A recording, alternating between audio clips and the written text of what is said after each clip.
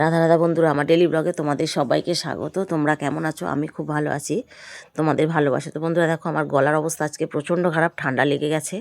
তো বন্ধুরা দেখো আজকে কি করেছি, আজকে করেছি বেগুন আলু ধনেপাতা বাটি চচ্চড়ি।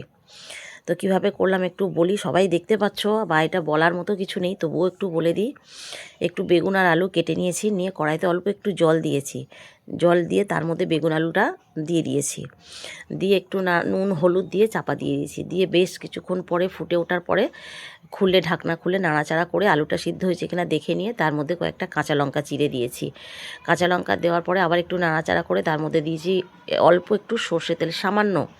তারপরে আবার নাড়াচাড়া করে দিয়ে তার মধ্যে ধনেপাতা দিয়েছি, দিয়ে নামানোর আগে আরও একটু বেশ কিছুটা সর্ষের তেল দিয়ে নামিয়ে নিয়েছি। এটা গরম ভাতের সাথে পরিবেশন করো বন্ধুরা, বেগুন আলু ধনেপাতা বাটি চচ্চড়ি, ভীষণ ভালো লাগবে, ভীষণ ভালো লাগবে।